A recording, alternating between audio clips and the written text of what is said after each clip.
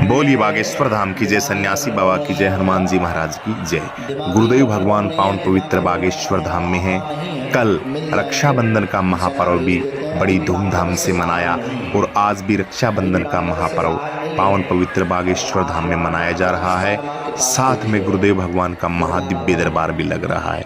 इसके बाद गुरुदेव भगवान 2 दिन के बाद में गुरुदेव भगवान की कथा है 3 तारीख से राजस्थान के सीकर में। तो अगला जो कार्यक्रम रहेगा गुरुदेव भगवान को सीकर का रहेगा। 3 दिवसीय महा आयोजन है सीकर के अंदर। तो आप सभी धर्म प्रेमी सज्जन वहां भी आमंत्रित है। वर्तमान में गुरुदेव भगवान का दरबार पावन पवित्र बागेश्वर धाम के अंदर लग रहा है। बोलो बागेश्वर धाम की जय।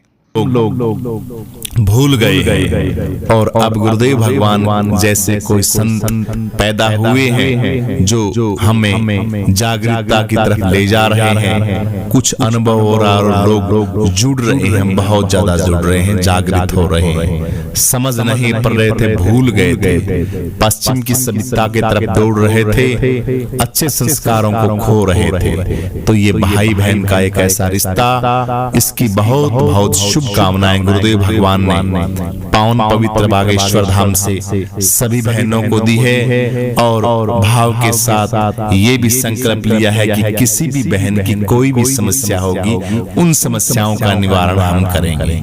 तो काफी बहनें बहुत रो भी रही थी बागेश्वर धाम के अंदर, राखी बांध रही तब। लेकिन गुरुदेव भगवान सबकी समस्याओं को जानते हैं, समझते हैं। जिस भगत के जो भाव होते उन भावों को वो जानते हैं। ऐसे गुरुओं को पाके, ऐसे सतगुरु को पाके और ऐसे भाई को पाके हम सभी इतने धन्य हुए हैं कि इनकी अगर लेखनी लिख जाए तो कलम की जो लिखाई है स्याही थोड़ी पड़ जाएगी।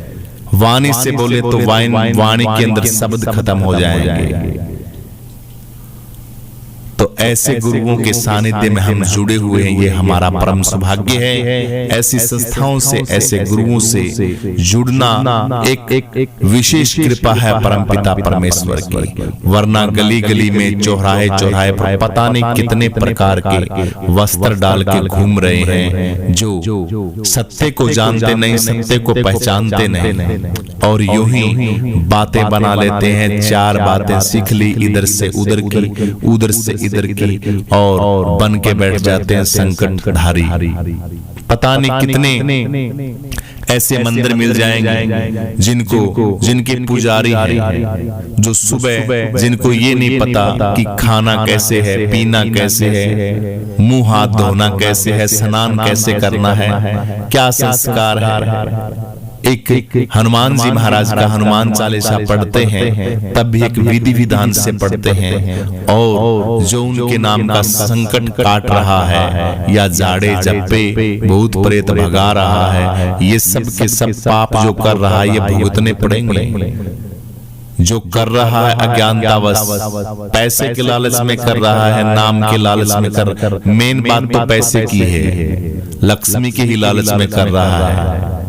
लेकिन यही लक्ष्मी जो गरीबों का खून चूस के और गरीबों का गला काट के वो अपने ऊपर लगाएगा तो ये विनाश का कारण बनेगी। गुरुदेव भगवान की तो तुलना कर ही नहीं सकते हम किसी से, लेकिन फिर भी थोड़े बहुत देखते हैं बाएं दाएं, इतने संत मिल जाएंगे जो ऊंच कोटि के हैं। ऊंच कोटि के विद्वान संतों का थोड़ा सा हमें देखना चाहिए उन संतों की तरफ, और फिर इस लाइन में उतरना चाहिए कि दिन रात कैसी तपस्या करते हैं, कैसे विलीन रहते हैं, क्या करते हैं समाज में। सिद्ध कोटि के महापुरुष, उनका आचरण देखना चाहिए, उनका आचार विचार, उनका व्यवहार देखना चाहिए। समाज को कितना टाइम दे रहे हैं, क्या बता रहे हैं। अब गुरुदेव भगवान को अगर 24 घंटे बैठा दिया जाए एक समाधि के ऊपर, तो एक जगह बैठे रहेंगे हमारे गुरुदेव भगवान। और ऐसे गुरुदेव भगवान जैसे पता नहीं इस भारत भूमि के अंदर कितने संत हैं जो ये उपलब्धि उनके पास है कि बैठे रह सकते हैं। वाणी क्या बोलना है, क्या करना है, किस परिस्थिति में कैसे किन वाक्यों का उपयोग करना है। लेकिन एक है जिनको उठना ही नहीं आता, बैठना ही नहीं आता, खाना ही नहीं आता, पीना नहीं आता, और वो लेके हनुमान जी महाराज का नाम और बन जाते हैं पुजारी और संकटधारी भी संकट काटेंगे हम। ऐसे संकट नहीं कटते, संकट कटते हैं तो उदाहरण देखो हमारे गुरुदेव जैसे।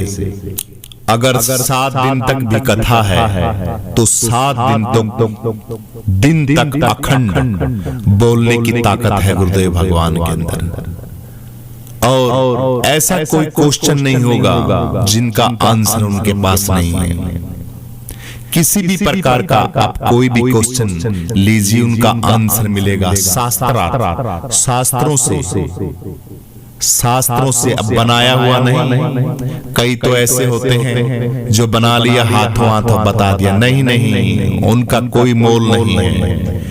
जो ऋषि मुनियों ने, हमारे संतों ने, हमारे महापुरुषों ने जिन बातों को परखा है, कसौटी पे तोला है महापुरुषों ने, उन बातों का शास्त्र बोलते हैं उनको, सदग्रंथ बोलते हैं उनको, ग्रंथों की, ऋषि मुनियों की, जो परमपिता परमेश्वर के हाथों ही लिखी हुई जो बातें हैं, वो बातें होती है सत्य। तो कोई भी क्वेश्चन पूछ लिए उसका आंसर मिलेगा, बनावटी नहीं, शास्त्रों को।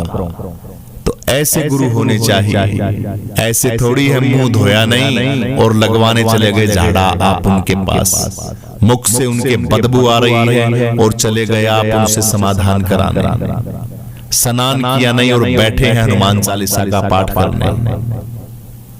दिन में पता नहीं कितना खाते हैं, कितना पीते हैं, उनके मुख के अंदर बदबू आती है, बीड़ी पीते हैं। ऐसे ऐसे देखे हैं जिनका हम क्या बताएं, क्योंकि हम बोलेंगे तो उनके पाप घटेंगे।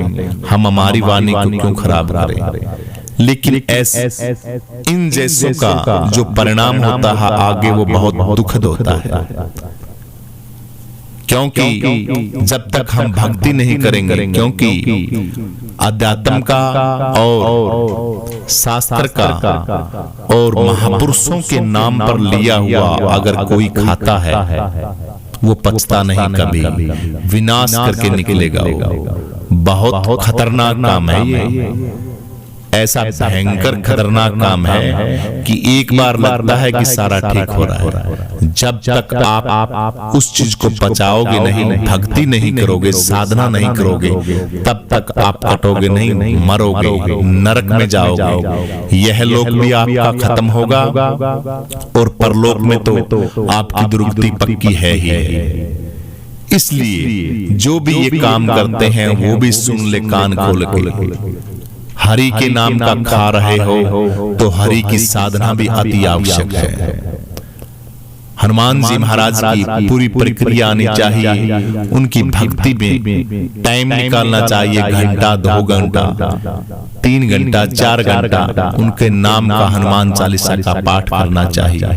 तब जाके हम थोड़ा बहुत हम बचा पाएंगे। बातों को कहीं और ही ले गए। वैसे तो रक्षाबंधन की बातें चल रही थी, लेकिन ये गुरु देव पे बात आ गई तो इस बात को बोलना पड़ा। रक्षाबंधन की बहुत बहुत शुभकामनाएं दी हैं। और ऐसे गुरुओं के सानिध्य में, ऐसे संतों के सानिध्य में अगर हम लगे रहेंगे तो हम परम आनंद को प्राप्त होंगे। हमारा जीवन ऐसे खुशबू फूलों की तरह महकता रहेगा, किसी भी प्रकार की कोई कमी नहीं रहेगी। ऐसी ऊर्जा देते हैं ये संत, अपने खजाने से निकाल के आपको खजाना देते हैं। तो बहनों ने भाई बड़ी सभ्यता के साथ लाखों राखियां बांधी। गुरुदेव भगवान के हाथ को जब देखा तो पूरे हाथ पे राखी राखी थी। जिस बहनों ने श्रद्धा भाव से राखी बांधी, गुरुदेव भगवान ने उनको दुपट्टा भेंट किया और पावन पवित्र बागेश्वर धाम के अंदर ये भी संकल्प लिया। वैसे तो राखी बांधी तो वो परम सौभाग्यशाली बहनें हैं, क्योंकि उनके पास संकट नहीं फटकेगा। बिल्कुल भी एक भाई को राखी बांधी इस महापर्व पे, तो ये तो अपने आप में भी सोचने वाली बात है कि बहुत बड़ी बात है। हमारे हिंदू संस्कृति रीति के हिसाब से देखें, रीति रिवाज के हिसाब से देखें, तब भी एक संकल्प बनता है कि तेरे प्रॉब्लम आएगी बहन तो मैं उसकी रक्षा करूंगा। तो ये कहने की बात नहीं। जिन जिन बहनों ने राखी बांधी है उनका परम सौभाग्य, बहुत सुंदर आनंदमय उनका जीवन होगा।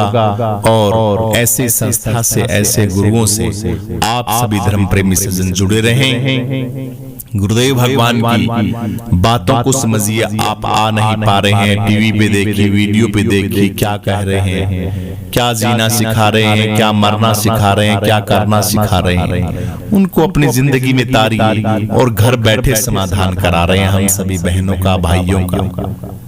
तो ऐसे गुरुओं को प्राप्त करना, मिलना अपने आप में ईश्वर की बहुत बड़ी असीम कृपा है कि ऐसे गुरु हमें मिले और बहनों को रक्षाबंधन के महापर्व पर ऐसे भाई मिले। बोलिए बागेश्वर धाम की जय, सन्यासी बाबा की जय, हनुमान जी महाराज की जय, श्री श्री 1008 स्वामी धीरेन्द्र शास्त्री जी महाराज की जय, और रक्षाबंधन महापर्व की जय, सन्यासी बाबा की जय, हनुमान जी महाराज की जय। आप सबका दिन शुभ हो। गुरुदेव भगवान का आशीर्वाद हम सभी भक्तों पर यूं ही बना रहे।